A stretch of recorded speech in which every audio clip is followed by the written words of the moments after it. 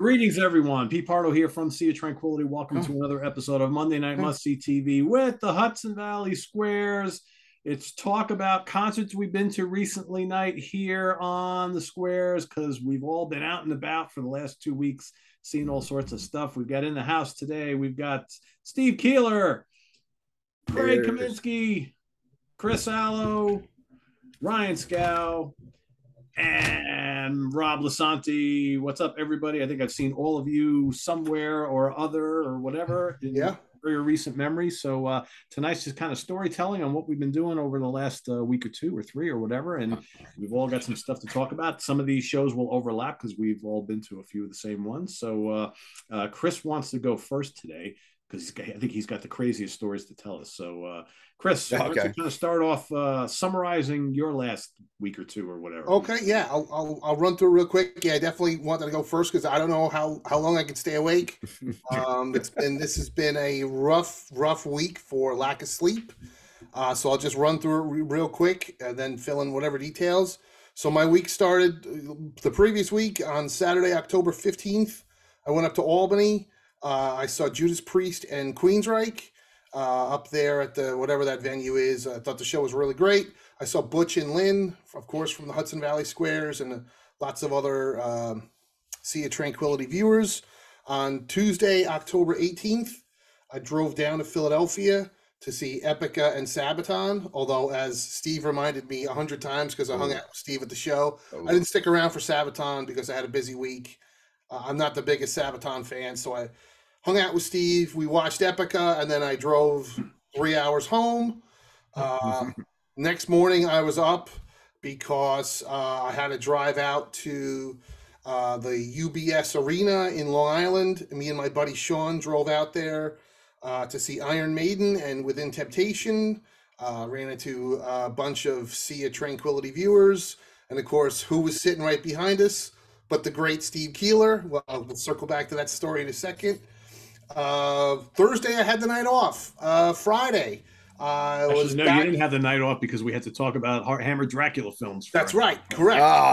Work. That's relaxed. Had a tape with Pete Pardo. Couldn't just have the whole night off. That's true. Sleep that night. That is true. Right. So then Friday, Dan was a calling. Yeah, and thankfully though we did bang through it quick, despite Dan from the warehouse trying to drag it out. We okay. Friday, October 21st, I was at the Prudential Center in Newark to again see Iron Maiden. I sat with the great Craig Kaminsky, saw Pete there, so Rob was like right behind me. Unfortunately, didn't see Ryan and Nick because I got way stuck in traffic. So that was my next concert. From there, Craig and I drove to Phoenixville, Pennsylvania. I dropped Craig off, checked into a hotel room late at night. Slept, I think, 2 or 3 hours. Then I was up early on Saturday, October 22nd, as Pete, Craig, and myself attended the Exhumed Films annual 24-hour horror movie marathon. We watched horror movies from Saturday at noon until Sunday at noon. It went past that. It went. That's true. It went past 1 o'clock. I was gonna say it was like 1 o'clock. It was at least 1:30. And Craig and I had a bite to eat, and then I drove straight to Newton, New Jersey, to see the Michael Schenker Group in concert. So that was my week. You are the winner of the most busy. I'm a little tired. You, but it's not going to count. I slept far more hours than you did last. Yeah, but I was still burning the midnight oil also. But so what were your opinions on all these shows, Chris? They were everything was great. Nothing was bad. I thought the Priest show, really enjoyed it. I thought they always tweak the set list. This tour, they brought back a bunch of older songs that they had done in recent years, like Riding on the Wind and Steeler. But they brought back Genocide, which they hadn't played in 40 years. They played Never the Heroes, which is like my favorite track off Firepower. So I thought it was great. They seem lately, You've Got Another Thing Coming was like the third song of the night, which was great. Get it the fuck out of the way. And the last two songs are Breaking the Law and Living After Midnight. Great. I'm old. I could leave early and get to my car. So I thought it was really great. The Maiden shows were fantastic. Maiden played great. They were full of high energy. The stage show was spectacular. Yeah. I don't like the new record, but thankfully on this run, they only did 3 songs off the new record. But I did think the 3 songs they played did sound better. And I swear to Christ, the second song, Stratego, to my ears, sounded like it was played at a faster tempo than on the record. Stage show was great. Just the Maiden set list bums me out a little bit because I'm just tired of some songs that I don't really like, and I'm really tired of the Blaze Bayley material. I don't know why they keep beating us over the head with it. There's so many great songs of Maiden from Brave New World and all the other records. So I'm not the guy being like, oh, I only want to hear the old stuff. No, but I would have loved to hear Wildest Dreams or Passchendaele or Brighter Than a Thousand Suns over Sign of the Cross for the millionth time and Klansman for the millionth time. But other than that, I thought the show was great. Both shows. And what else did I do? Epica was fucking awesome. I love that band. I've been seeing them since 2004, I think. And I will say this about Sabaton. Holy shit, it was nuts. Like, oh yeah, it was just, I was there. Like, I could feel it in the air. Like, something's going on with this band. Oh yeah. Like, I was like, once you see like old people, but also really young people, and everybody's in a Sabaton shirt, and you kind of got the feeling that a lot of these people have never been to a metal show before. And like a lot of these people are not normal metal fans. I feel what you're talking a little bit. I think a lot are the more like the power metal and power metal stuff like, or Nightwish stuff like that too. But yeah, like it just, you get people that are pulled into this. I think it's because of a link with the Lorth stuff, and I don't know if they have a, like Legacy of Beast, they have a video game, but I heard that kids that are into all those games really emulate to their music. It could be. It just seemed like I felt like, it doesn't matter to me because I'm not a huge Sabaton fan. I got nothing against them. I just felt like, wow, I feel like this is the start of something. Like, this band is going to. There's a buzz with them, kind of like Ghost a little bit. Yes. I think, Yeah. Like this band. Ghost made that jump to arenas by themselves already. Sabaton is just below that level. I've never seen such a huge line for the merch table. Such a small venue. So much so that when I left after Epica, obviously they realized it. They had put up a temporary second merch booth in the corner. That corner one was there when we first got there. Actually. Oh, was it? Oh, see, yeah. I didn't see it. But man, there's their line. I almost filmed the line. Because that line, if anybody's been to the Fillmore in this room or listening to us, the Fillmore where you walk in the big doors to all the way pretty close to the stage, there was a line. This is in Philly? Merch. That big? It wasn't one person. Where we saw, that's where we saw Candlemas. Line. All right. More deep. Yeah. It was literally, right, from like Steve's saying, from the merch booth when we first walked in, where the Candlemas merch was, and it snaked around all the way through the door to the stage. I know, because I was thinking of grabbing big early. Yeah. That's crazy. My friend Dana was working merch for them, and she's like, I'm back. I was like, holy shit, you're back. She goes, this is one time only, just back for this store. I don't know, people that know Dana that sells merch, great person. But she was on the road with them again. Yeah, so I didn't see them, but they seem like they got something going on. 24-hour show was a lot of fun. I think Pete and you and me and Craig are doing a full report next week on the Monsters Den. And the MSG show was great. I mean, this was the first time I'd seen them with Ronnie Romero, their new singer, who's doing stuff with Rainbow and Vandenberg, and he's got his own band, like you mentioned, Lords of Black and Ferryman. Great singer, man. He's got the looks, he's got the moves. They did a great. I couldn't believe how much UFO stuff they did. I think it was like 7 or 8 UFO songs. Like I think like half the set was UFO. Wow. But yeah, overall it was a great busy week. But yeah, you know, I'm old and tired, man. Holy smokes! But you know, of course, you got one thing I'd like for you to tell because I've written about it, but I think you could explain it better. Our ticket fiasco at UBS, and I'm not sure if you had one at Prudential. No, thankfully, and I was actually texting Craig because obviously Craig was sitting with me at Prudential. I was like, dude, you know, me and Steve and I had this huge thing. I'm like, we have to get to Prudential early because this was a total fiasco at the UBS. So long story short, with my buddy Sean, and I meet two friends at this like connecting bar. And first off, holy shit, everything at UBS is ridiculously expensive. I mean, all these arenas. I did mention to Pete, I was like, we got to mention this, like for our friends in the Midwest or in the South or wherever. Just the amount of money that everything charges to attend one of these concerts. You know, $30 or $40 parking. No. Walk in the place. Hold on. I've been to UBS Arena, so I prepaid my parking, so I paid $50 to park. Hold on. Me too. But I was talking with the security guard there, Lori, who Steve and I were friendly with that night. She was cool. She was very cool. She said, "Oh, how much did you pay to park?" I go, $50. She goes, "Oh, $50. You must have bought that a while ago." I go, "Yeah, I bought the parking like 4 months ago." She goes, "Oh yeah, well if you bought it today, it's at least $75." I bought it the day before, thank God. Chris, back up to where you just said $75 to park. Let me repeat that, Ryan. $75 to park. So it's more money. It's more money than Prudential. You might need to say that one more time. $75. I got a bottle of water. Hold on. I got a bottle of water, Ryan, at UBS Arena.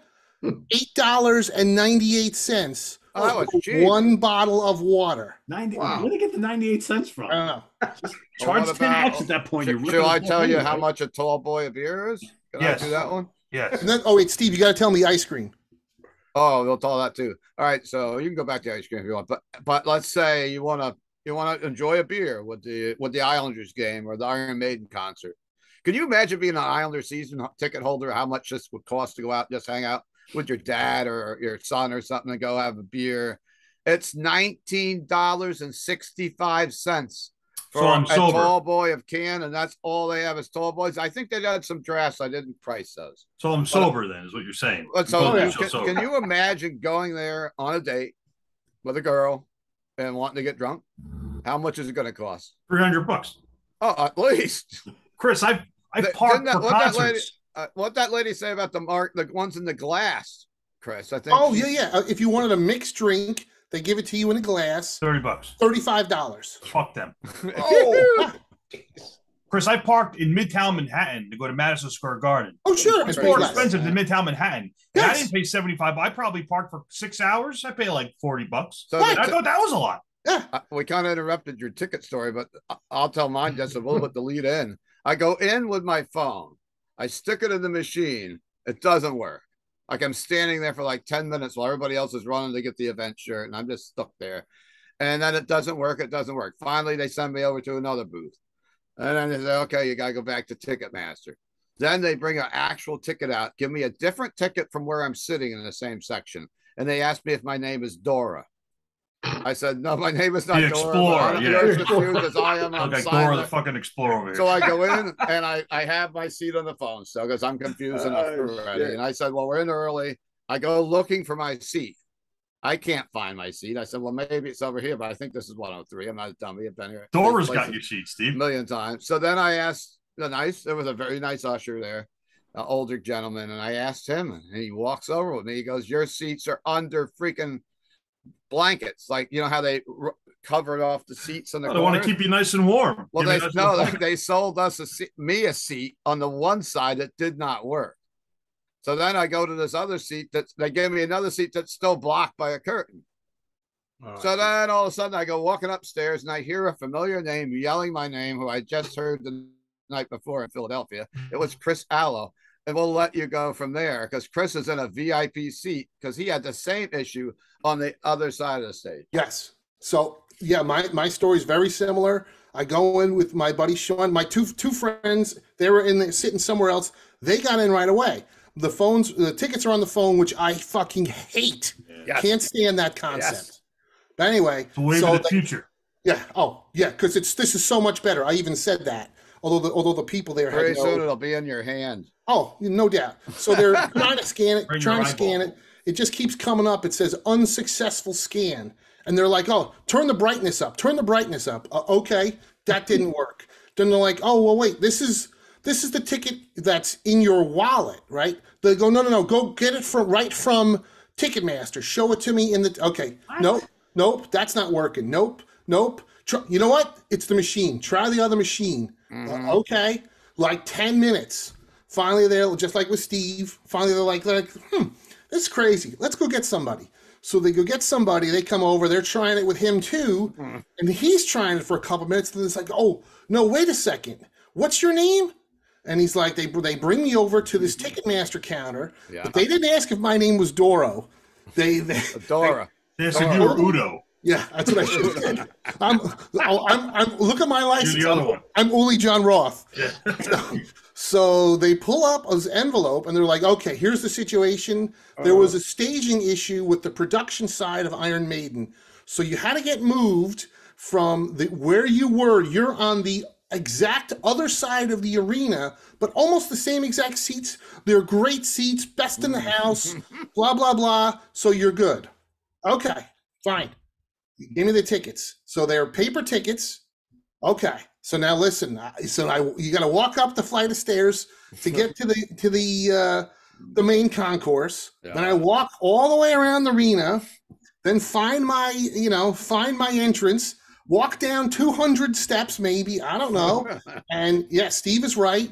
The seats were close to the stage, but I'm literally staring at an 8-foot curtain because the curtain goes up 8 feet in the air, and it's got because it's masking all the electronics and all the Maiden roadies with all their monitors and stuff. Yeah. The stage is 100% obscured from my view. Oh. And I was like, you got to be fucking kidding me. Yeah. So there's a married couple sitting next to me, and they're like, did you pay a lot for these tickets? I'm like, yeah, I paid like $350 for these tickets. And this is the best part. I had to fucking pay $50 for the privilege to join the Iron Maiden fan club to buy these fucking tickets. Mm-hmm. She's like, this is crazy. I go, both ends. I'm not sitting here. Yeah, Chris texted me a picture of his. Yes. Oh, perfect. That's a great show. Chris's view of the seats. Thankfully, so he was looking at a black partition. Yeah. Thankfully, my buddy Sean was like, should I take the picture? I go, oh, yeah. That's genius, Sean. Take the picture because we're going back. I'm like, fuck this. Then pay all this money and $50 to park and $50 to join the Maiden fan club to look at a fucking black shower curtain. Sure you did. You're going to need a couple of those $85 beers in a minute. So it's up to 200 fucking steps.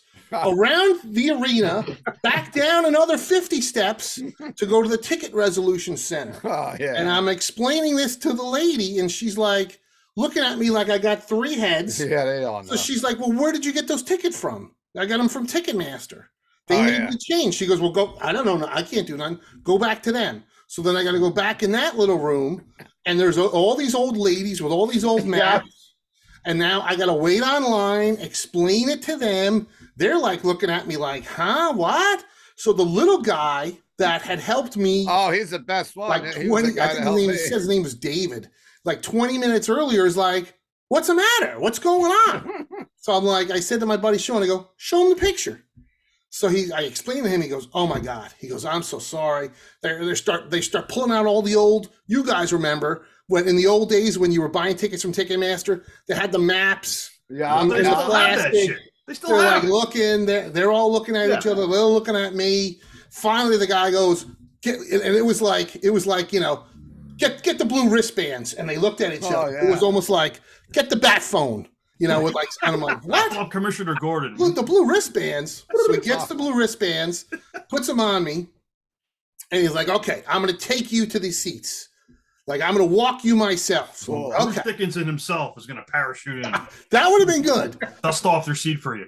So it's back up the 50 stairs, back around the arena, down 200 fucking steps, The section they took us to was known as Spotlight 1. And it's a small section of 16 seats, and there's only like 3 seats a row. They're extra wide. They have armrests. They're comfortable as all hell.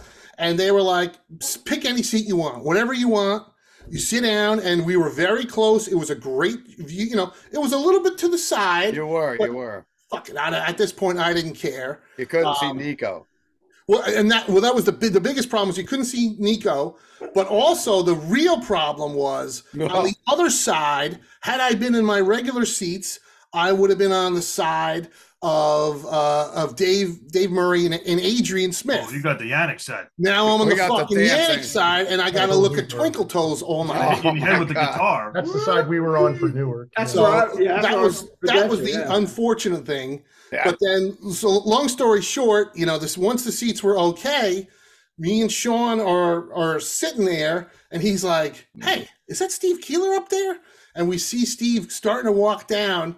So I start yelling at Steve. He comes and talks to us, and he was talking to the security guard, Lori, that we had talked to, who was very nice. And Steve was explaining everything. He's like, "Can I just sit there with these guys?" And she's like, "You got to have the blue wristband."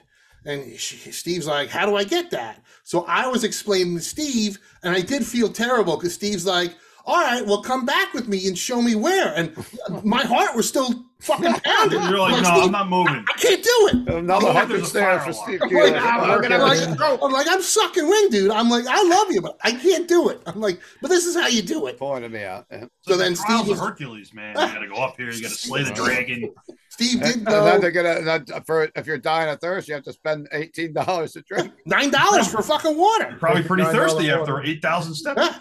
But the girl did tell us that it's a small corporate box.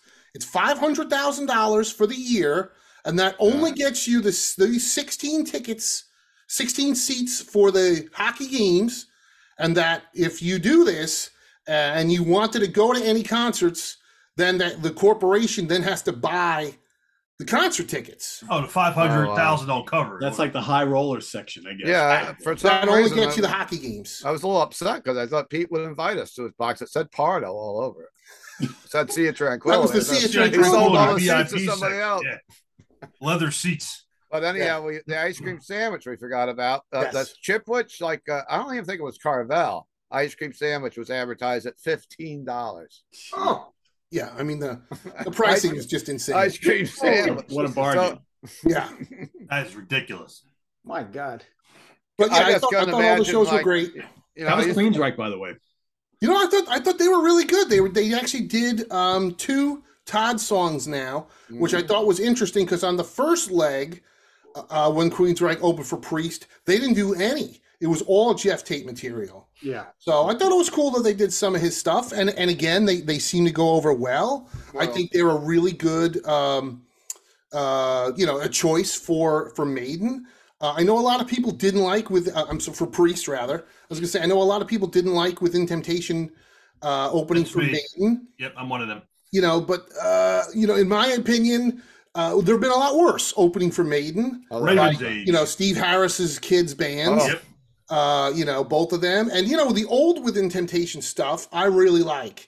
It was much darker and doomier and more European sounding. And unfortunately for Within Temptation, over the years, their sound keeps getting more and more Americanized and electronic sounding. And they've really lost that European flair that, bands like Epica and Nightwish still kind of have held on to. And she's going to tour with Evanescence now. I just saw a video. Oh, yes. Yeah, well, they're very big in Europe. I mean, I think the last time I saw Within Temptation in Europe was at the Grass Pop Metal meeting. And the day one, the headliner was Aerosmith, but right under them was Within Temptation. I mean, they had like a huge castle stage set and pyro and lasers. Wow. And this was years ago. So they're a very big band in Europe. I don't know how big they are anymore in the States. But yeah, I thought the Maiden show was really good. That would be my only tweak. Just, change the set list up a little bit. And, a lot of people are like excited now for this tour for next year. Oh, I can't wait to hear this one. I do not think we're going to get, a lot of people are like, oh, like Steve's like, they're going to do all of Somewhere in Time, right? Like, are you fucking kidding me? Like, they didn't do all of Somewhere in Time when Somewhere in Time came out. Chris, you're right. If they didn't play it on the original tour, no doubt. Listen, I saw the Somewhere in Time tour at Madison Square Garden. They did 4 fucking songs off of Somewhere in Time. I guarantee you, next year we're going to get 3. They're going to do Wasted Years. We didn't even get one. Heaven Can Wait. Right. They're going to do Heaven Can Wait, Wasted Years, and if we're lucky, we'll get Stranger in a Strange Land. Then we're going to get 6 songs off of Senjutsu, and then we're going to get at least 1, if not 2, Blaze Bayley songs. Oh no! And then there's the Trooper, Number of the Beast, Iron Maiden, Run to the Hills. and then they'll throw in like maybe a 2 Minutes to Midnight, or maybe a song that nobody fucking likes, like Blood Brothers. You're just going to get Iron Maiden at the end. You'll get your 6 new ones. You'll get your 3 old ones, 3 from somewhere, and then you'll buy a $55 shirt and a $20 beer. Yeah, I mean that's what it'll be. So I'll be back. Even though I didn't love the set list this year, I thought their playing was great. They sounded spectacular. I thought they sounded great. I'm glad there was only 3 new ones. And it's funny because in my head I was like, if they come back next year and they're going to do all of the new record, I don't know if I'm going to go. But they already planted this Somewhere in Time thing. But again, I find it, am I the only one that finds it very interesting that Maiden now are doing tours, but it's Senjutsu, but it's also this other thing. Like, do they feel, or does somebody feel Senjutsu is not strong enough to go out on its own? Because Maiden have never done this before, ever, in the history of the band. It's either an oldies tour or it's an album tour. It could be, or they may be making up for lost time because of COVID. Trying to smash it all together because they're getting up there. So it could be. They might have finished Legacy of Beast and start out just as this tour. If that. But also, let's keep in mind, Legacy of the Beast started in 2018. So they did Legacy of the Beast in 2018, 2019, 2020 was out because of COVID. But again, in 2021, and now again in 2022. So I don't buy making up for lost time.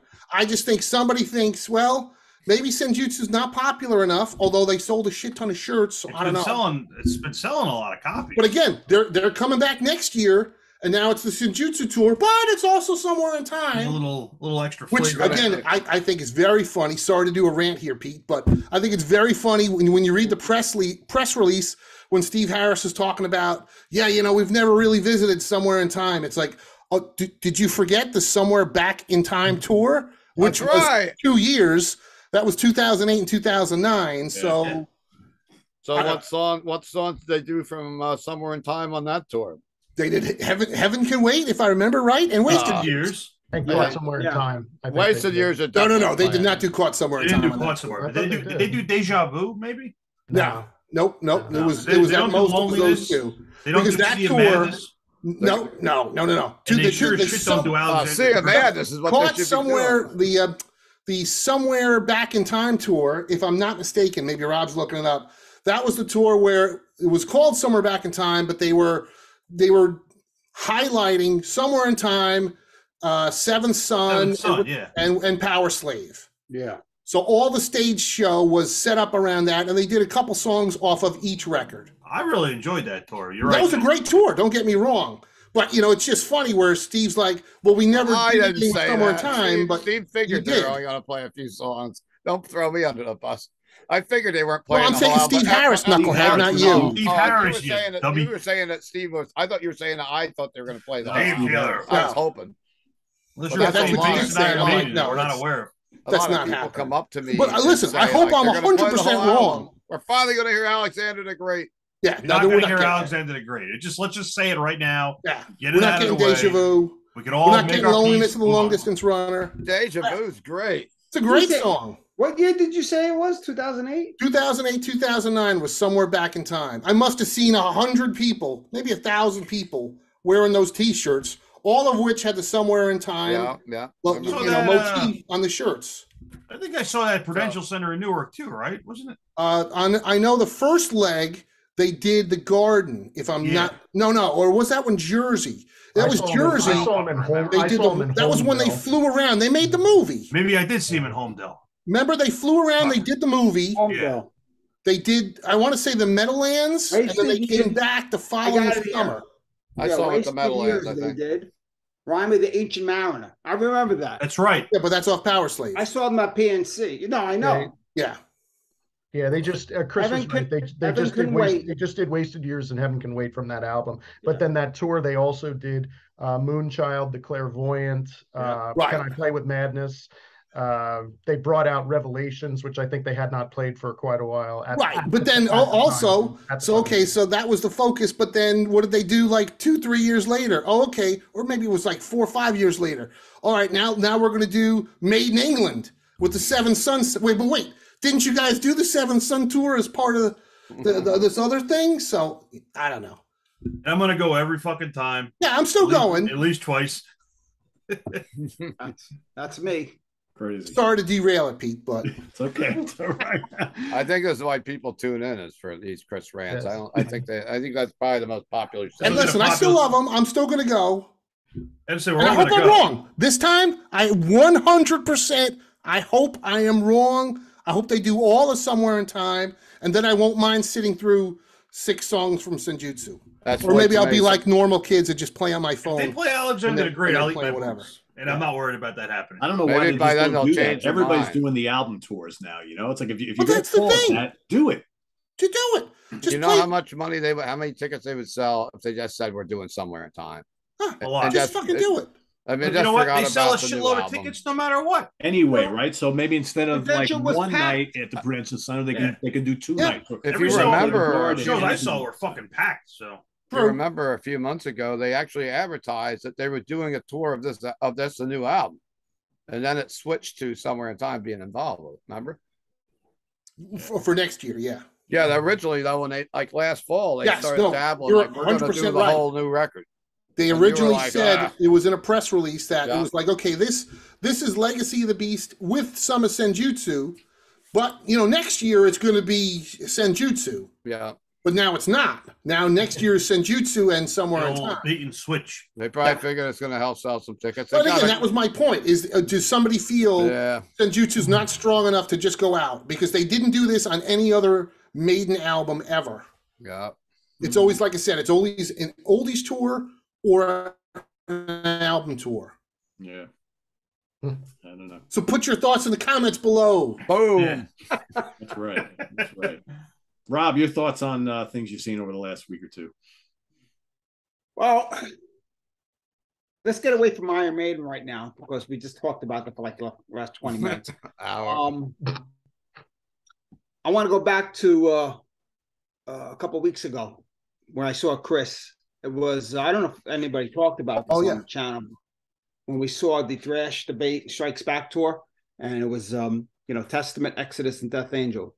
That was my second time seeing them this year, and that show was incredible. I mean, we had, even when Chris and I were talking at the show, like, I've never seen that place so packed. True. It was completely packed. Completely sold out, mobbed with people. People at the, I know, it was crazy. The used to be show called, itself, what was it? What, they used to be called the PlayStation Theater. PlayStation Theater. Best Buy. Now it was Best Buy. Yeah. And I saw a lot of bands there, Avantasia and a bunch of other bands, Black Label Society, and so many bands play there. But yeah, the show itself was great. Like I said, it was the second time seeing them, and each band was great. The only problem I thought was a little bit on Testament didn't sound as good as the last time I saw them, the first time I saw them in the beginning of the year. But otherwise, set lists were great. Everything, that show was incredible. Place was packed, like I said, and I ran into a lot of people that I know.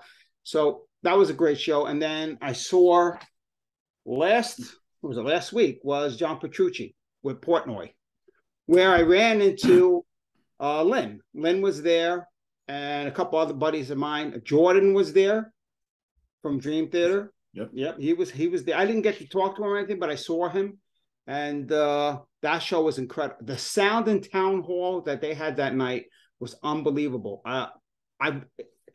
It was so clear and crisp. I was really stunned in how great it was. And of course, Portnoy and Petrucci playing together was, everybody was excited. The place was, packed also, and the seats uncomfortable as hell though. Those seats were very uncomfortable. But Rob, were the seats worse than the Best Buy theater? Because I thought those seats were terrible. Probably worse. Yeah, wow. They're probably a little tighter. Yeah, I mean, it's almost like being at like Tarrytown or something like that. It's like, an older place. Yeah, like an older place. Yeah, it is. It's an old place, town hall. But again, the quality of the sound, the view was perfect. I was on the floor. I was like 20 rows back, and it was a really great show. The wives opened up for them, their wives, and they weren't bad. They were thrashing. They were playing stuff. It sounded like between Metallica, Megadeth, and Priest and Maiden. That's what it sounded like to me. So they were pretty damn good. And that was a great show. And then I didn't go see Priest on this tour and Queensryche. I know I'm sacrilegious, being that I'm a diehard Priest fan, but I've seen Priest so many times, and I couldn't do it this time. But the Maiden show for me was, I've been watching, going to Maiden since '81. And I, like you guys were saying, I never miss a tour. I've been to almost every single tour.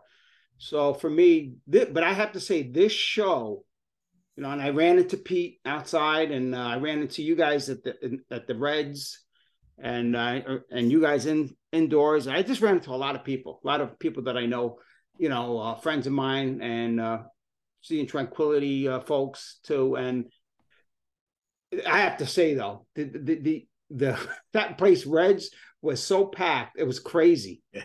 I mean, getting food in there and everything and it was crazy. Got to get there early. And the other thing that I noticed about the street there was, I think it's Marketplace, right? Yeah. They were having like some kind of block party. I don't remember that ever happening before. That was insane outside, So. Yeah, drinking in the streets, people just hanging out, making music. Yeah.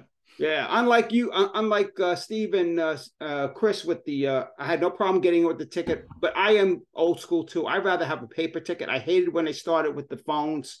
It's a pain in the ass. Yeah. And there's no ticket stub to put in a book. Yeah, I was gonna say you can't scrap. I love scrapbooking tickets. Yeah. You can print it out. I can scrapbook the printed ticket. Yeah. It's just on your phone. Yeah, you can screenshot the ticket. Yeah, it's not the same though. That's about as best as you could do. Yeah, I have a lot of my ticket stubs. I actually scanned them over the years too now. But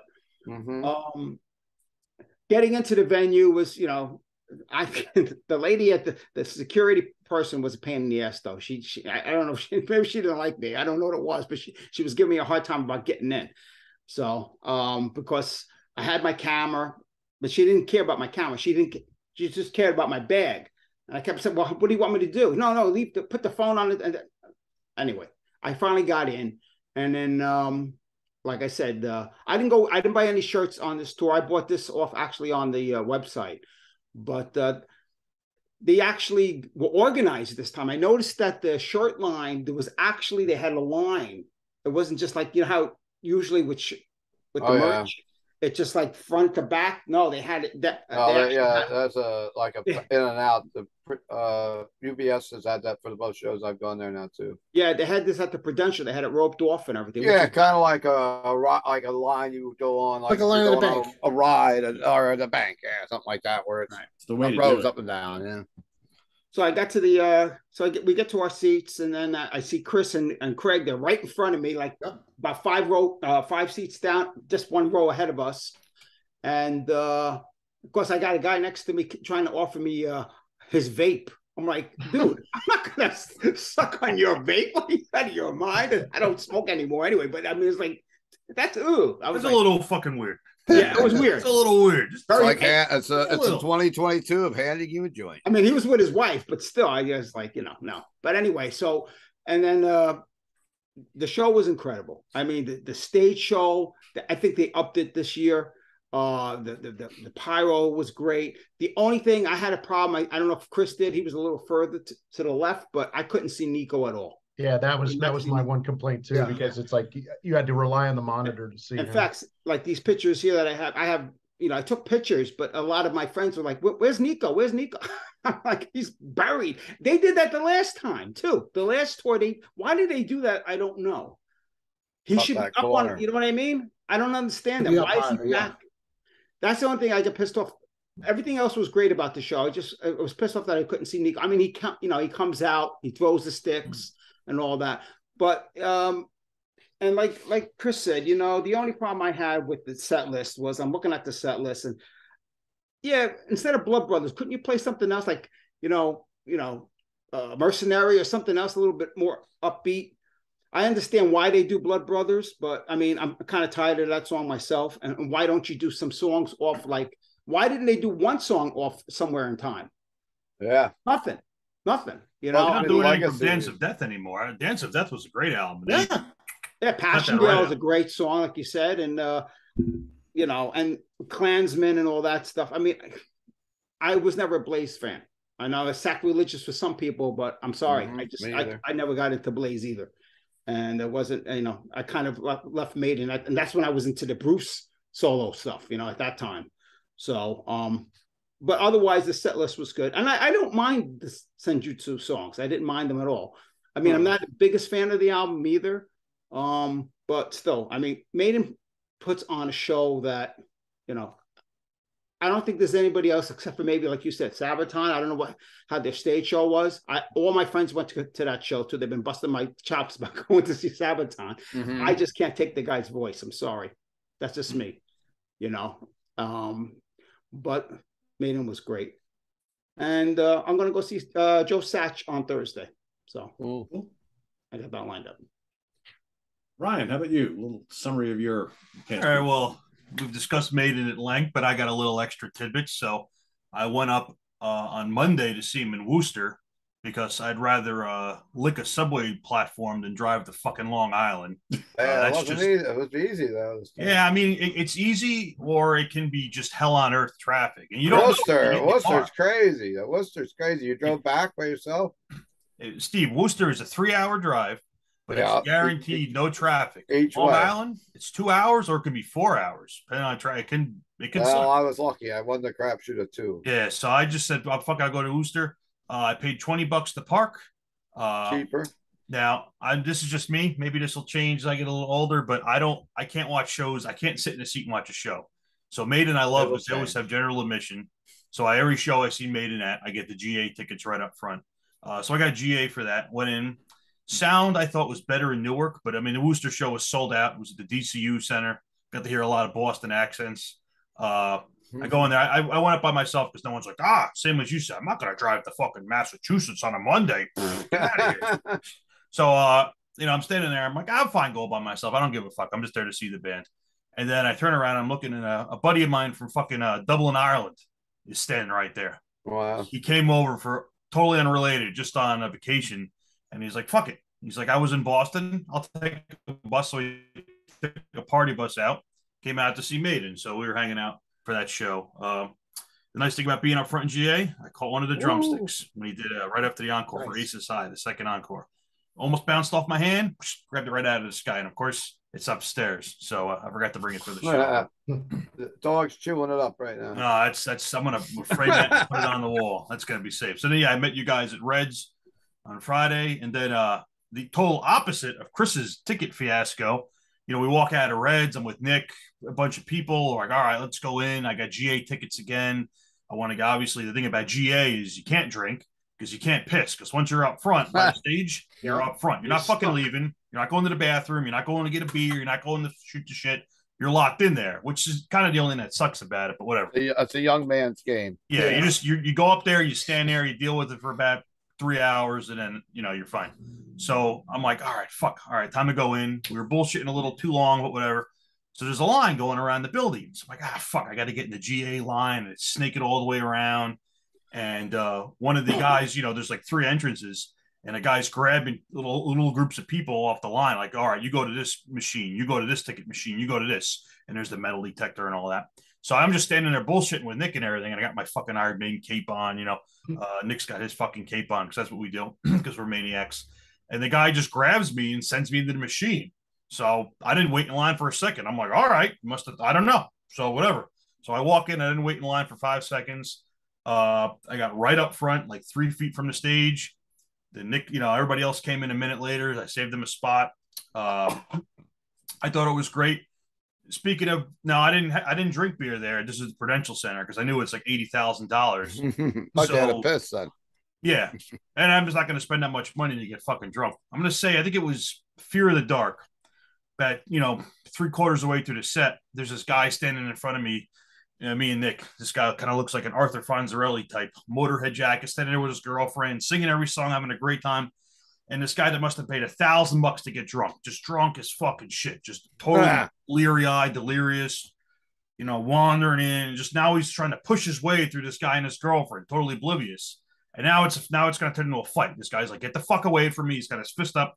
He's ready to pop this guy. Now I'm like, man, I don't want to fucking deal with this shit. So now I'm pushing these guys apart. Like, come on, stop this.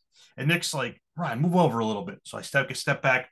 Boom. Sends this guy fucking off into the fucking deep woods there, This drunk idiot goes rolling, ass over tea kettle, gone, I'm like, all right, good. Fuck that. Because here, you paid all this money, you wait there, you buy guys think it's like a year in advance. Wait, was that the guy that got thrown over? Did he get thrown over? No, he wasn't crowd surfing. He was just obliterated. He was pretty short too.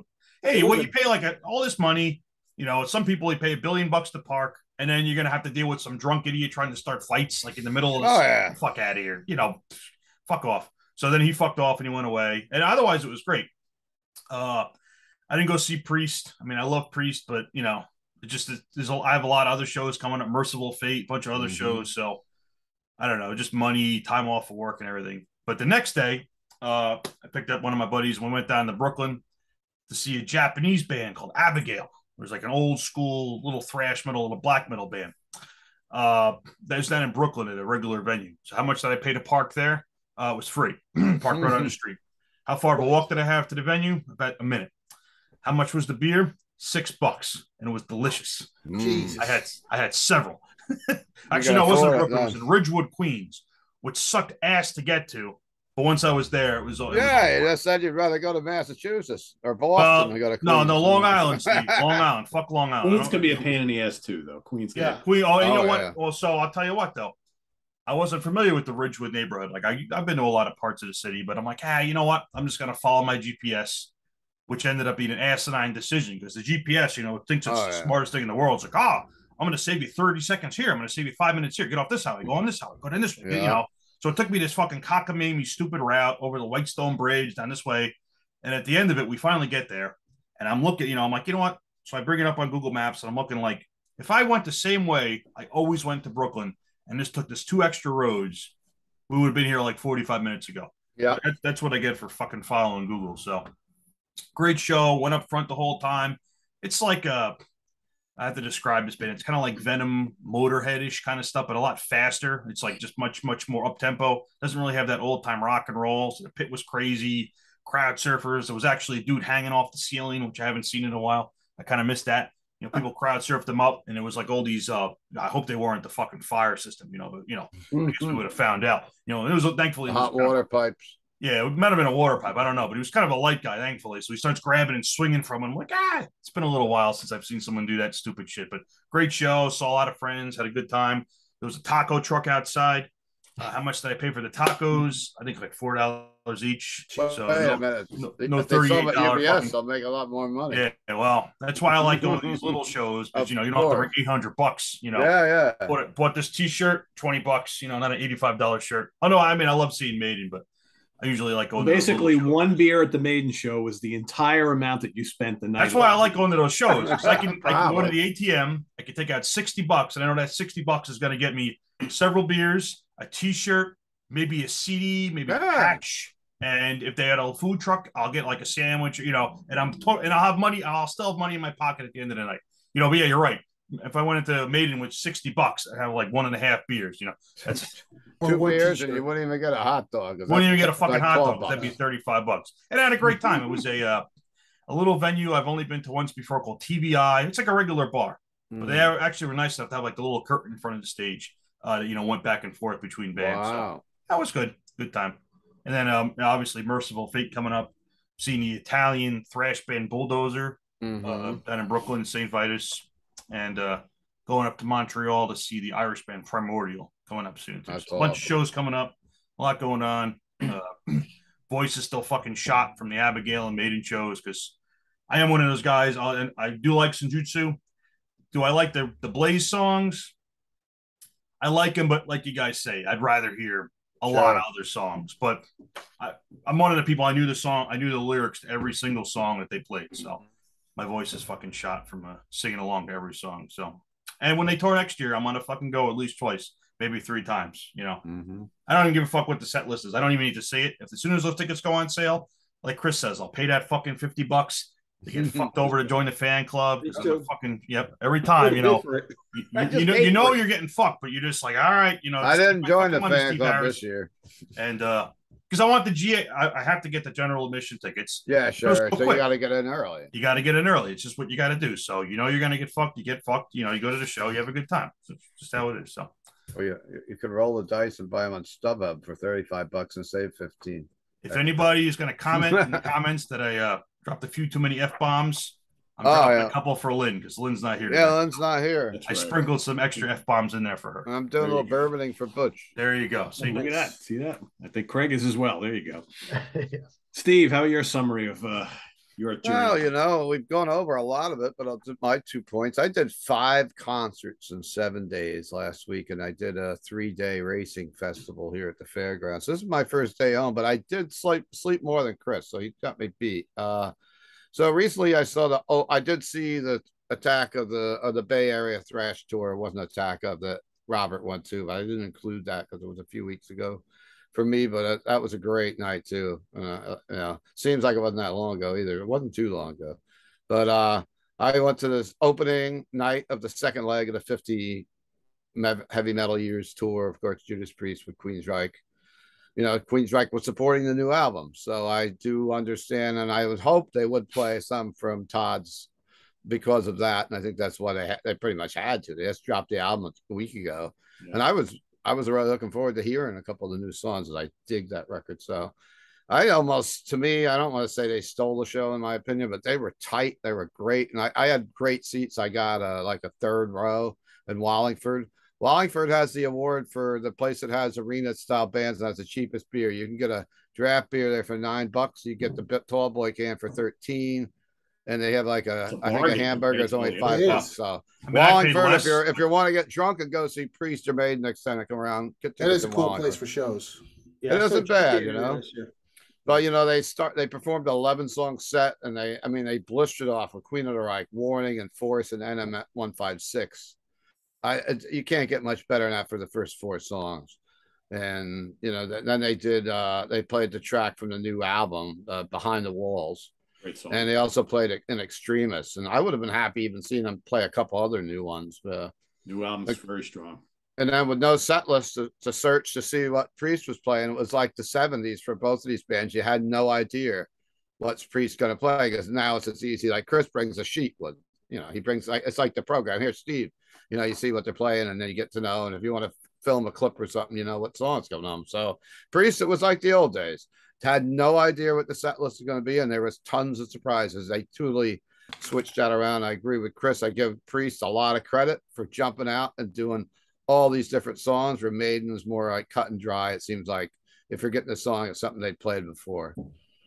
But it was great. First times for years seeing some of the band, you know, music that they played. It was I'm coming out because I haven't been to concerts in 2 years, so it's just great going out and mingling with people again.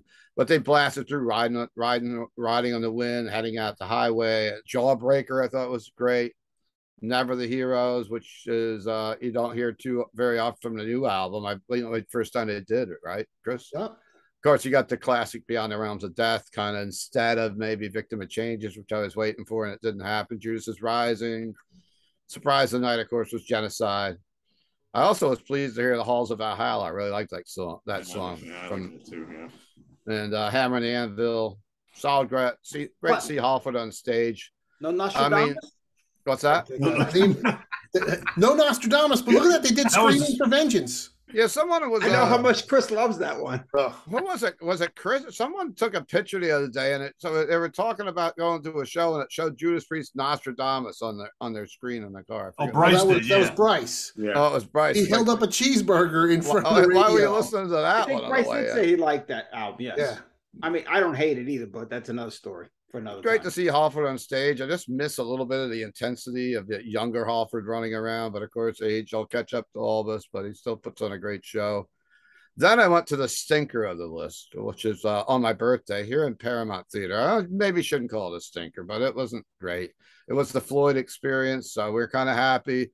Pink Floyd Laser Light show right in town for my birthday. Got some friends together, a couple that don't usually go to concerts. And, it's a great old theater, 1,100 seat. I saw my Disney movies there with mom and dad in the 60s. And I even saw The Song Remains the Same on its release, the Zeppelin flick there. But it was great. But the band was not allowed to use their fog machines that night for some issue with fire alarms. So that was a total bummer. And the band pretty much just played the staples, like the radio songs. They didn't dig deep at all. Sort of like when you see The Machine or Beach Floyd, who I became great friends with, that played the fair up here a couple of times. Another great Pink Floyd tribute band from Virginia Beach would do like Syd Barrett stuff and just more. I don't know.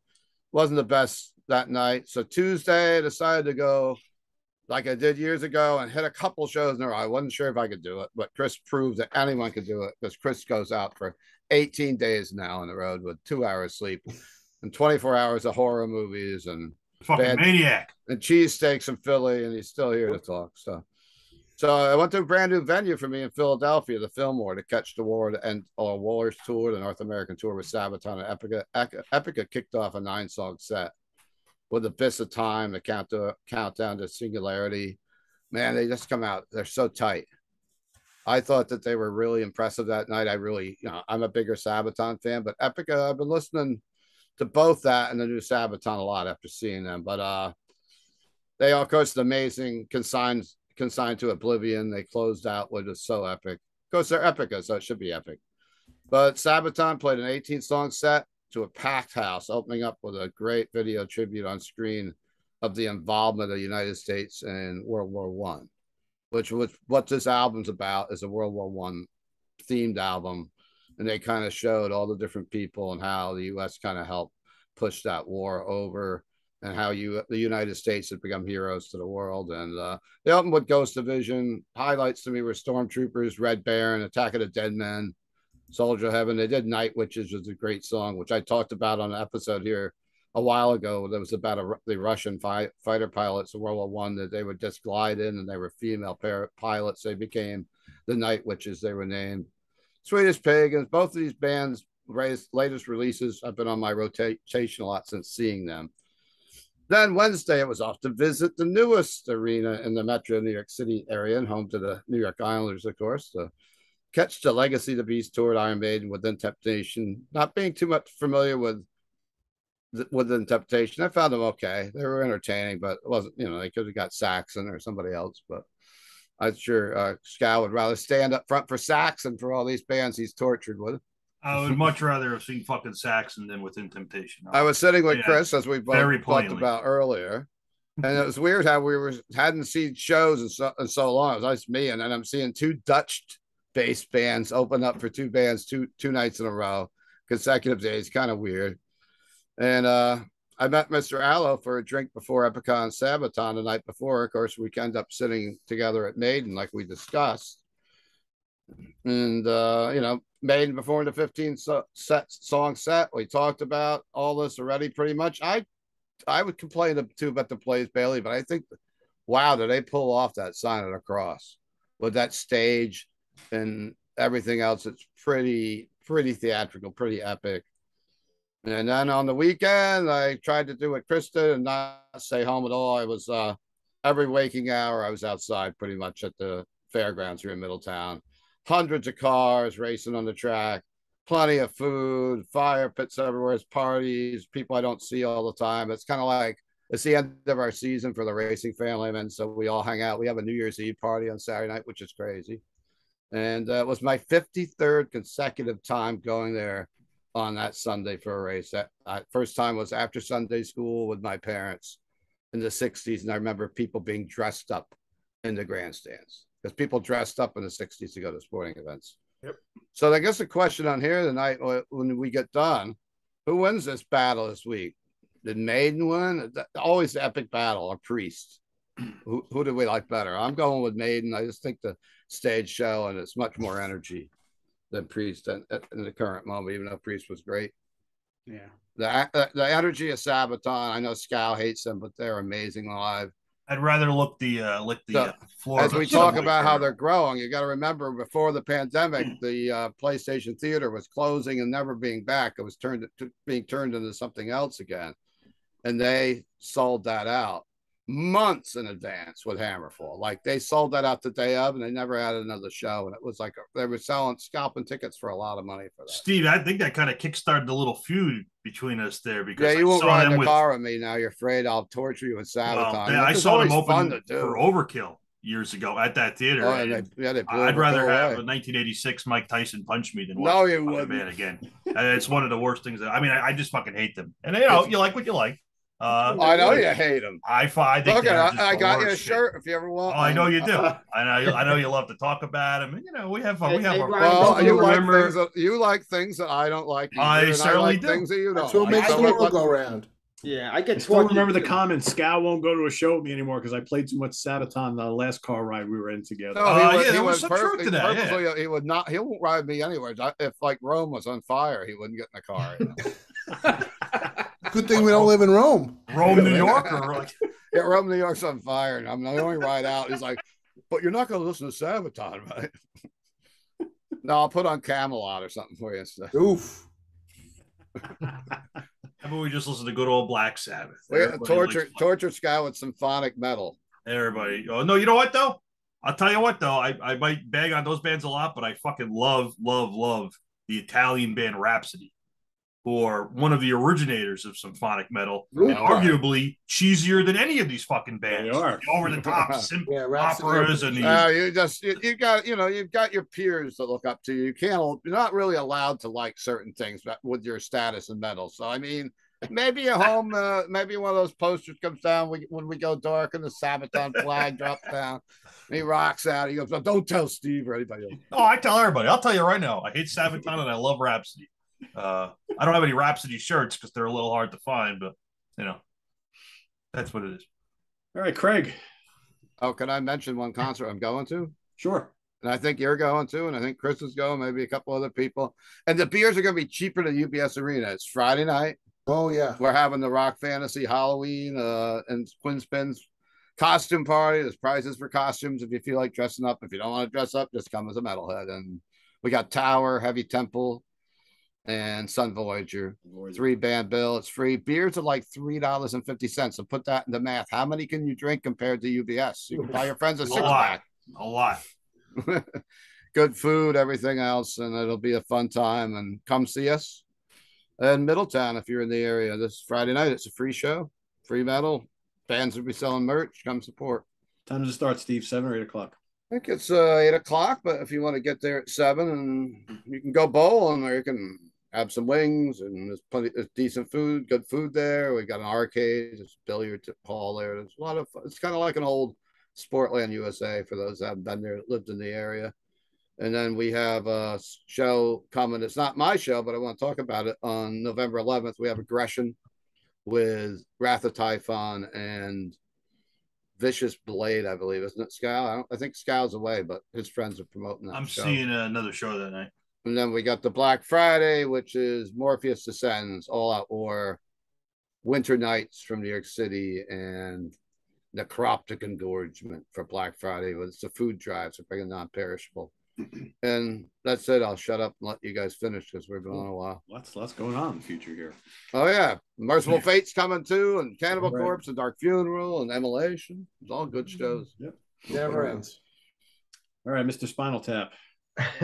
Well, I had 3 that I have seen recently. First being the which was mentioned previously, the Bass Strikes Back tour that I saw the day after my 50th birthday. So this was on September 23rd as part of my 50th birthday weekend spectacular.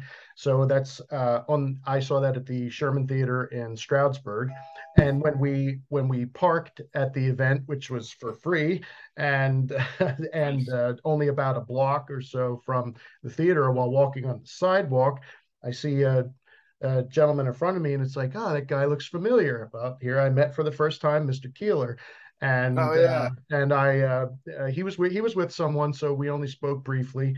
So just I introduced myself and said hello, and we only talked for a few minutes, and I didn't want to get in his. No, you know what it was? I was there with Frank, my employee, and we were trying to make sure we were on the list, which is always a crapshoot. Will Carroll invited me over, but we were, and I totally figured we were going to rub shoulders when we got in, but I didn't see you again. I was with my brother and another friend of mine, but that was the first time that I had been personally to that location. It was really nice to see a show. It is nice, sir. It was all open area, and it was like a sloped cement floor, and it had kind of a surface on it so that you wouldn't slip, kind of like what you'd have in your garage. So nice. It was really. What I think about that, Craig, let me interrupt, is how that place is laid out. It's the theater, sort of like some of these other ones we've mentioned, but if you're in the back, you can still see because it's sloped down. You know, it had like an old movie theater. It's sort of like theater seating, but no seats. And Death Angel were great, as Rob had mentioned earlier. Really tight, very energetic, and there was a good crowd there for the beginning too. The show started, I believe, at before 7 o'clock, so there was a pretty good crowd for them, and really good up tempo, good way to start the event and everything. Exodus next.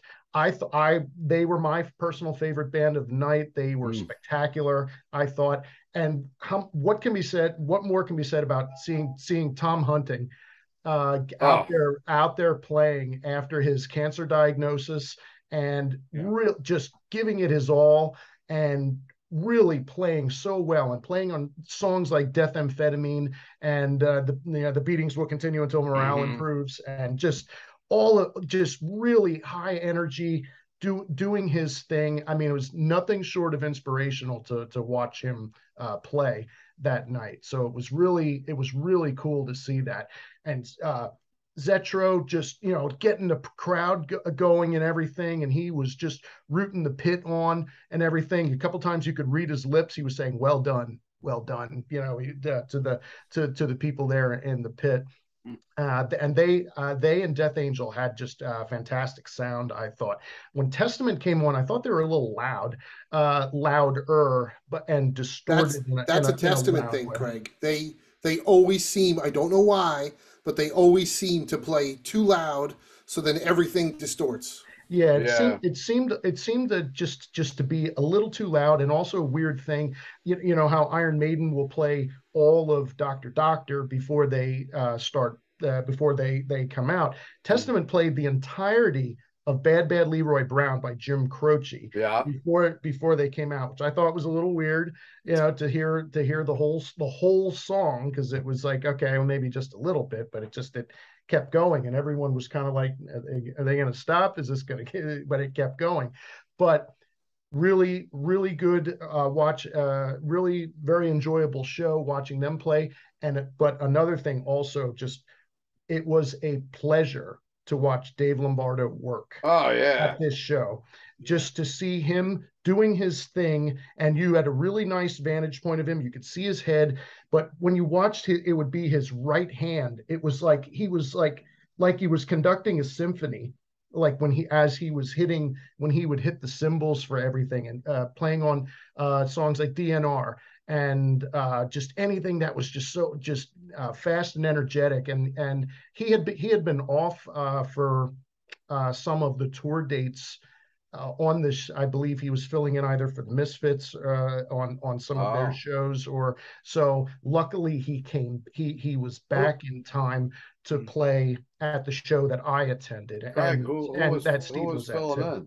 Who was filling in on that tour? I don't remember his name. He was a no name. Yeah, no name. Wow. But he was not there for a good 2-3 weeks or something like that of the tour. So we were lucky to see Dave, the great Dave Lombardo, doing his thing that night, which was just a pleasure to watch him work. So that show was a lot of fun. On Friday, October the 14th, for the first time ever, I went to a concert by myself because I had no one to go with, and it was I asked my brother and another friend of mine who were unable to attend. So in near where I live, I went to a small club called Reverb in Reading, Pennsylvania, and I saw Max and Igor Cavalera. Put on a great show, playing mostly songs from the two Sepultura albums, Beneath the Remains and Arise. They had a couple of other songs peppered in. They played bits of Territory, and they ended the show. I don't know if one of the last songs was Troops of Doom from Schizophrenia. But spectacular show that they just high energy. They sounded great, and I was on the right side watching this show, and the pit was right next to me. So and it was crazy. There were guys with like foot high mohawks jumping around. It was an all ages show, so there were some kids there too. So some with their who actually I think were there with their parents, and who were getting into the pit. One kid crowd surfed his way up to Max, and Max like rubbed the kid's head, like saying "Good job, kid," and got back. And you could tell Max and Igor were both really enjoying the crowd, because a couple times I think Max said something like, "Igor and I have been doing this forever, but it's crowds like this that really bring it home for us." So they were great. There were three opening acts. One I think was a local act called Neck Rex or something like that. The second band was called Cruel Bombs or Cruel Bomb, which they were okay, but their singer was like a total fat dude who was shorter than me. Hey, and no, but he was. It was just kind of weird. Because he walked past. I'm not a tall guy, and he came up to like here on me, and he was really roly poly and like playing guitar. But then the bass player was huge. I mean, a real muscle guy. So it was weird watching them play. But I mean, they were okay. But the band, the primary opener was a band from Portland, Oregon, a three-piece called Bewitcher, which were really good. So check them out if you get the chance. They played a real strong set, and I think they have about 4 or 5 albums out that I saw listed on Amazon. And another thing about, you guys were mentioning about the food being at at some of these places. I actually took a picture of the menu at Reverb in Reading. A hot dog was $3 with fries $5. So and I parked for free. And beer was $5. That's how it should be. That's how it should be. That's Reading, PA for you, man. Yeah, it's cheaper out there. Let's go in the good, smaller underground shows. I street parked about a block away from the venue for nothing, and beer. I was drinking Yingling was $5, and I hadn't eaten. I didn't eat there, but seeing as how cheap the food was, there was a few times where I saw guys walking back with like 8 hot dogs, because just throw that price. I would have 8 hot dogs. Still less than one Put beer. Put a couple in your pocket for later. Yeah, it was. But a lot of fun. A lot of fun attending the show. Hopefully, I'd say I kind of wish I would have been there with with one other person at least. But it was still fun to go to. And then the last show that I saw was just a few days ago, seeing Iron Maiden with Chris. and Pete and Ryan and Rob and Nick.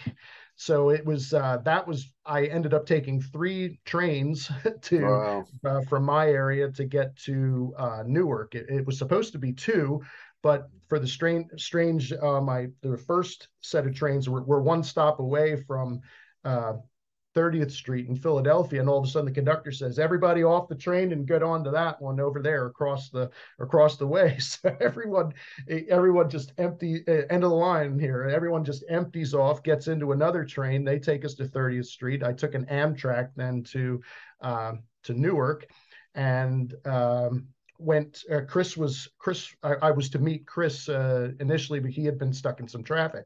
I went to Red's beer garden and met up with Pete and Ryan and Nick. I don't know if Rob was in there, or were you? But I came by to say hello to you guys. Yeah. Yeah, and what a great time. It was packed in there, and they were playing Maiden songs overhead, and deeper cuts too. So in the time that it took me to get a beer, there's no shit, Rhyme of the Ancient Mariner was playing. So most of that song played in the time that it took me to walk over and get the beer that I grabbed and then come back to the table. And we all know how long that song is. So it took a little bit of time just to get my beer, but lots of fun hanging out with Ryan and Nick and with their capes, and got a lot of good fun photo ops there.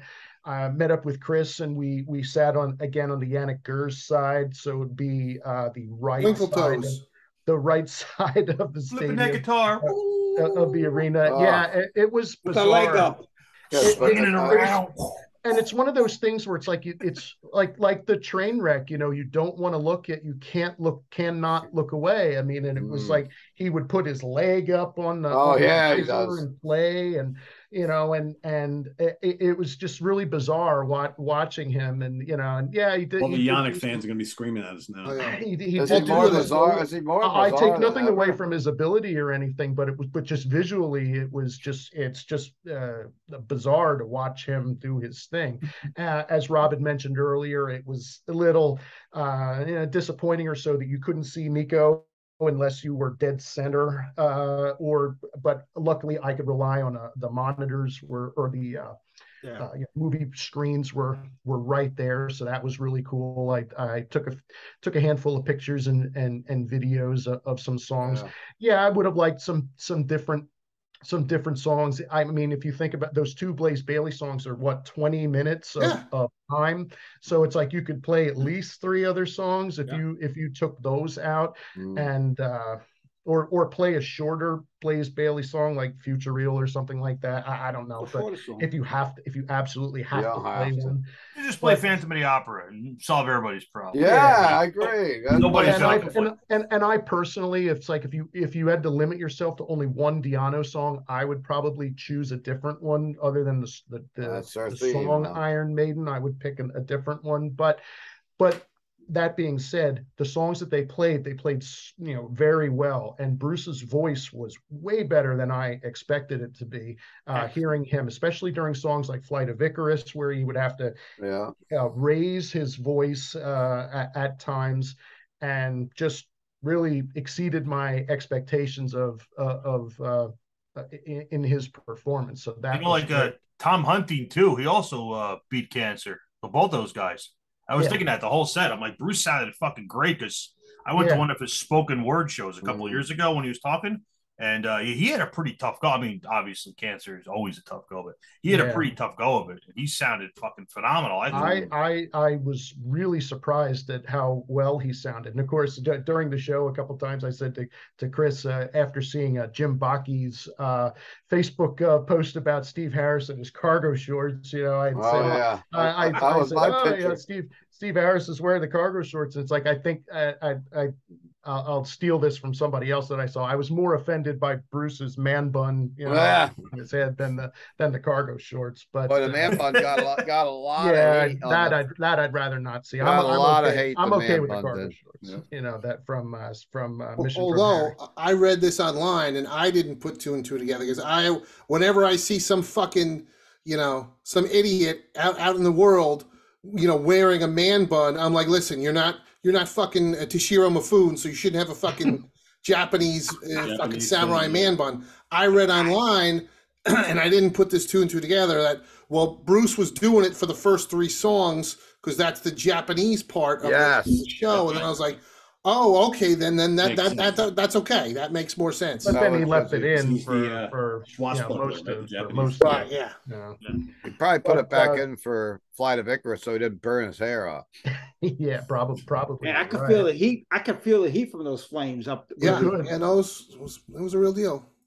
but upcoming shows for me as well is starting in next month. I mean, I have Merciful Fate on November 14th. I have Wasp and Armored Saint up at Penn's Peak in Jim Thorpe, Pennsylvania, coming up, and then possibly Corrosion of Conformity with Mr. Allo or with someone else also playing a short tour. We gotta get some sleep before then. And that's the night after the Wasp show, so Yeah.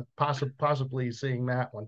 And I attended the 24-hour marathon as well with Pete and Chris, and that is a tale for another day, specifically November 3rd, where we will give a wonderful rundown of the 15 movies in a row that we sat through to see all or most. Troopers. You guys are troopers. Oh my God. Iron Maiden troopers. I fell asleep at least 15 times, I would say, during the whole event, and when I got home yesterday afternoon after Chris and I had lunch, I was okay, and then it came about 9 o'clock. I was sitting down to watch House of the Dragon, and I was reclined, and I made it through the opening sequence and fell asleep. And then I woke up, and the show was still on. So I thought I was out for just a few minutes or so. So I said to my wife, "I'm going to bed."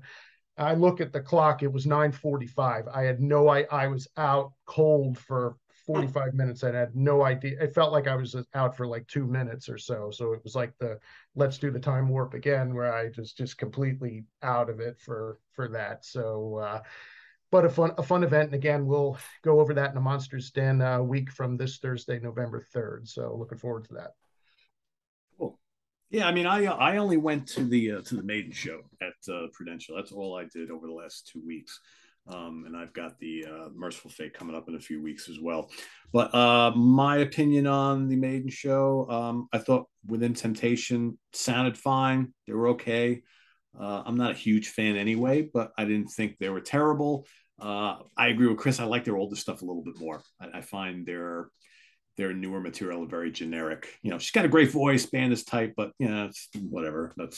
I would have much rather heard a different band playing with Maiden. I thought the set list was fairly predictable, but yet they sounded so good. The production values, it was just very entertaining to watch. I mean, all the lights and the lasers and the smoke and Eddie, and it was fun. It was like going to see a real event. I thought the 3 new songs sounded great, kind of cool. They got them right off the bat, right? Their reliance on like Blood Brothers and Sign of the Cross and Fear of the Dark, I think they really like to have these like songs where everybody participates and sings along. And it's like, but the problem is they're going to keep them in the set as long as people still react to them like they do, right? So for all of us who complain about them, there are thousands in attendance each and every night who love singing along and do exactly what Maiden want. And that's why they stay in the set list. So, whatever. It was great to hear How I'll Be Thy Name after not hearing it for a couple times, right? I thought that was done really well.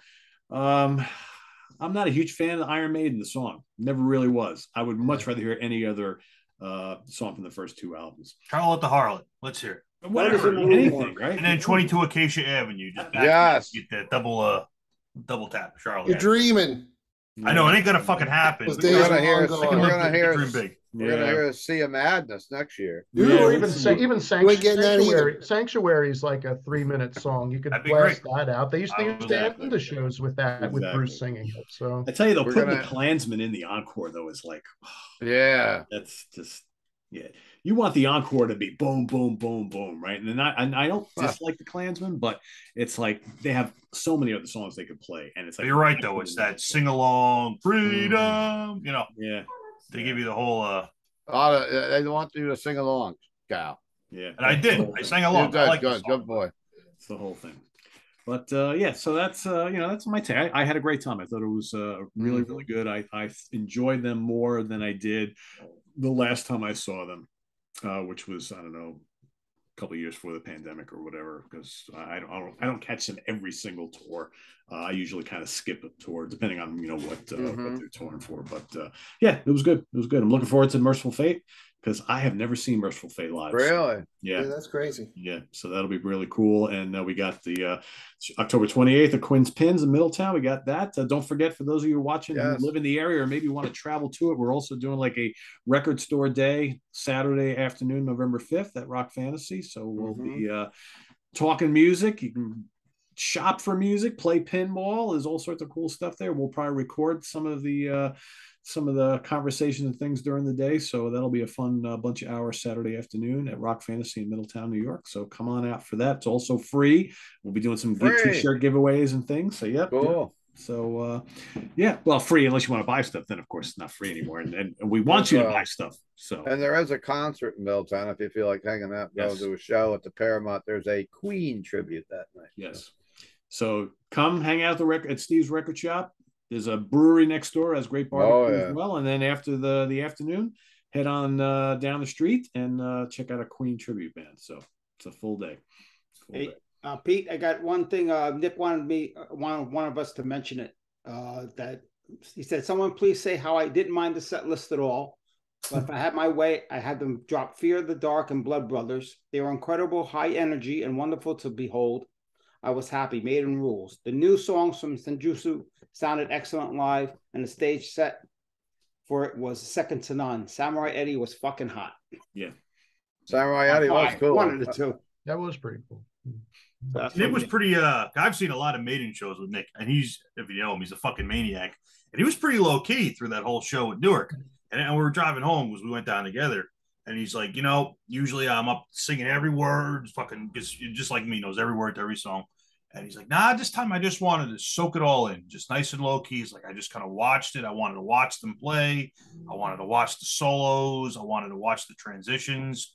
So I'm like, oh, that's respectable. Because I've never done that. All the times I've seen Maiden, just actually the Newark show for me and him was our 20th time seeing him. I know, Chris, you probably got way more than that under your belt. I'm close to 50 times each for Maiden and Priest. Yeah, that was our 20th. I'm around 30 now myself. Yeah, I've seen him. I started seeing him in 80, whatever. Yeah, I know, right, Steve? I saw him on Killer Tour, so I think I've got a few under the belt. I'm the age where the first time I saw him was with Blaze. It's just how it worked out. I started being old enough to see concerts, and he started touring, and that's what was happening. So that's the time I saw him. So I've seen him 20 times since then. But I think I saw him 4 times or 3 times one summer when they were on Ozfest. Yep, I saw that quite a few times. Yeah, you were there. Yeah. But yeah, he usually goes nuts, and he's like, "Nah, this time I just wanted to just soak it in and just not go nuts." And is our little Nick all grown up now? Yeah, he's like, "It won't happen again." But this time, I wanted to watch. That's funny. Yeah, so I'm like, "Oh, okay," because I was a little worried about you. I'm like, usually you're like the craziest, loudest motherfucker in there. Well, he was great at Reds, though, seeing him sing those tunes. So yeah, you guys with your capes singing to the ladies. Yeah, that's usually how it is. We sing. I was singing along. I haven't seen any photos of that up on the World Wide Web. Oh, I didn't. I don't remember seeing Nick when I came to see you guys. Where the hell was he? He might have been in the bathroom. He kept going outside though, so he may have been. I probably missed him. So he wasn't wound up enough to go jump into piles of garbage bags after that show. It was a long time ago. Yeah, that was our little Nick is all grown up now. He no longer jumps into garbage cans. Long time ago at a show far, far away. That was after a pagan fest in the Irving Plaza one year. So with a couple of my employees and him, and he was like, "Watch this!"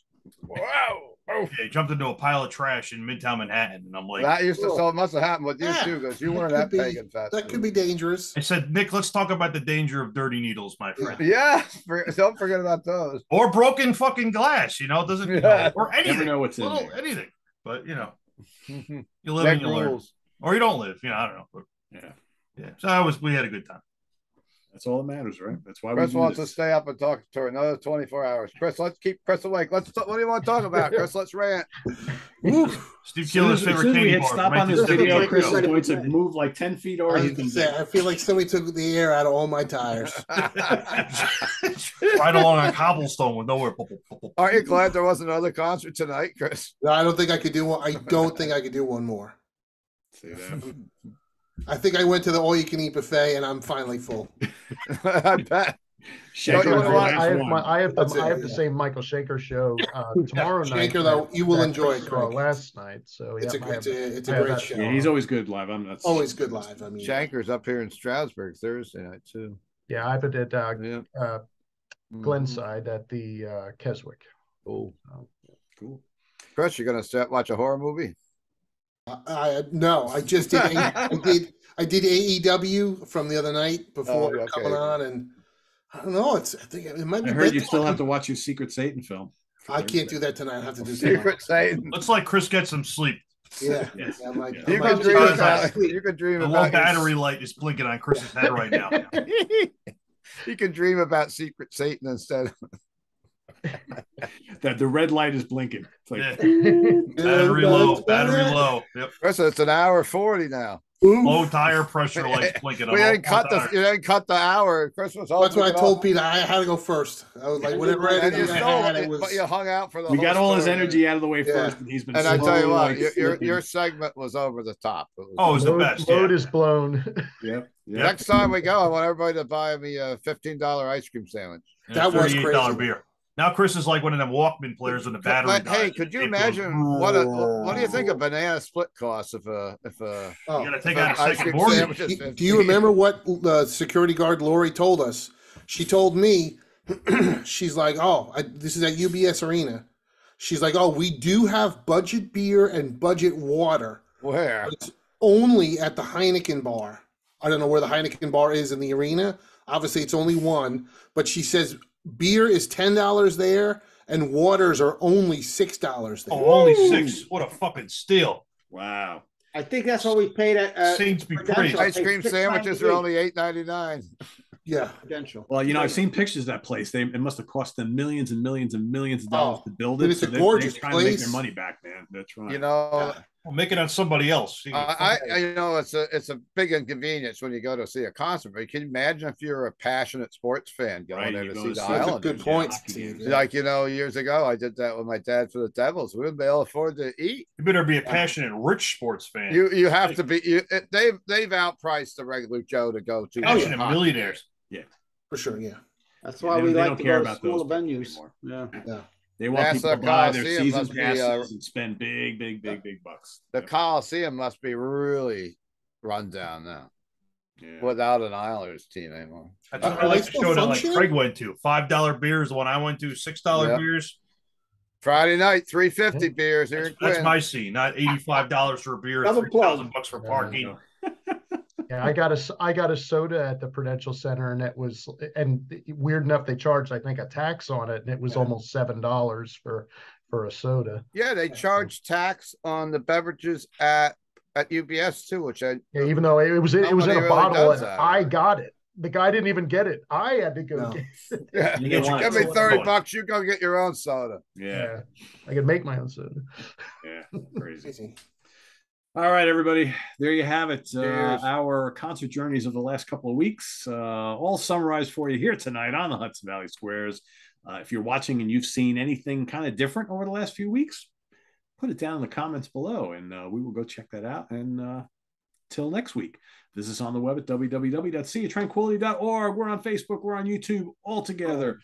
All the damn time. We got a fun one for you next week. Next week, we've done this before, but different, a little bit different. For those of you who are social media fans and you maybe have a Facebook account, maybe you've seen this thing floating around quite a bit, like worst band I ever saw, first band I ever saw, band I always wanted to see, didn't get a chance to, all that kind of stuff. There's like 10 questions or something like that. We're going to be doing that next week here on the Hudson Valley Square. So stay tuned for that. We'll each get the questions to fill in, and then we will just read them off next week. So it's also Halloween, right, Pete? Oh, yeah. Yes, indeed. That's right. Oh, yeah. Halloween night. That may or may not be next Monday. It'll be the next. To be determined. To be determined. So next Monday, if too many people are going to be out doing shenanigans on the Halloween night, we'll do it the week Monday after. We could do a special Halloween episode. We'll dress up in our costumes. Yeah, well, if we did that last year, I scared Sydney with an outfit. Yeah, right. Did Keeler win as himself? Yeah. I had a clown face or something, and she was like, "They're really creepy tonight, Steve." But she works for Alice Cooper. Q&A next week, or it'll be that show I just talked about for the Squares. So that remains to be seen. So anyway, TBD. Yes, exactly. How about shows coming up in a few weeks? Slow shows that we've slept through. Yeah, I do like that. Chris is about to sleep through this one. We don't let him fucking go. We're losing Chris, so. Good night. He's traveling into Have a good dimension. one for Steve Keeler, Craig Kaminsky, Chris Sallow, Ryan Scow, and Rob Lasante and Pete Pardo. Good night, everybody. Thanks for watching the Hudson Valley Squares. We'll see you tomorrow in the Prague seat. Take care, everybody. Bye-bye.